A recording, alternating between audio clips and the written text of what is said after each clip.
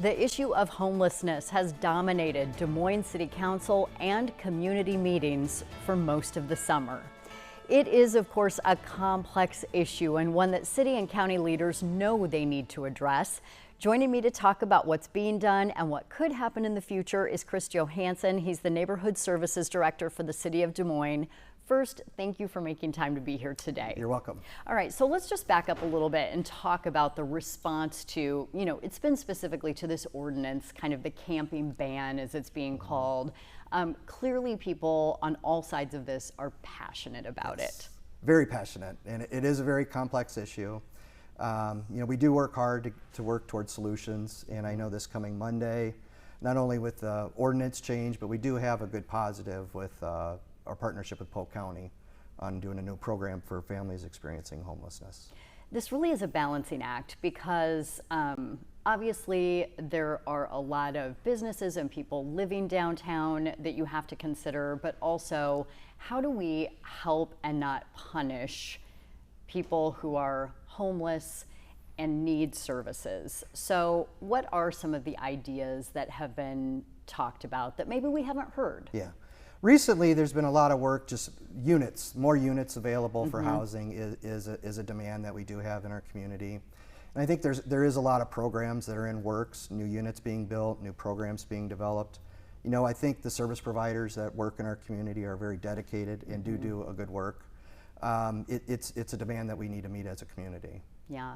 So I know right now different parcels of land, if you will, that the city owns are being discussed, and the potential of the county stepping in, purchasing that land, and then working to build housing on it.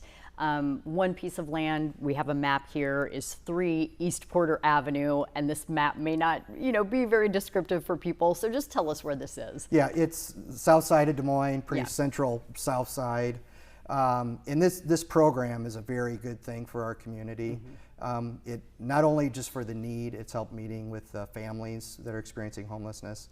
But the other thing, we do have vacant lots that we are looking to be redeveloped. So I think from the neighborhood's perspective, we are going to be able to get a house back on the lot, which is a good thing for the community. So let's talk a little bit of this issue of NIMBYism, not in my backyard. We certainly hear that sort of outcry a lot when these proposals come up, and people who live nearby say, I don't want people in treatment or people who are homeless in my neighborhood. What do we do to assuage those kinds of fears and sort of visceral reactions, do you think? Very good question. It's very common. One thing I'd just like everyone to think about, especially with homeless families, these are families that have experienced a setback. It could be they went through a foreclosure.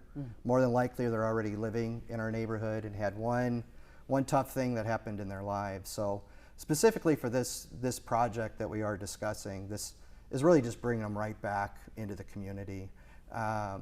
This is a family that many people have neighbors that could be experiencing the same thing. So I think for any residents that are worried about this is a common thing that's in our neighborhood. There are services that are provided as part of this program too, but really it's just to get the families right back into the community where they probably originally already were. Yeah.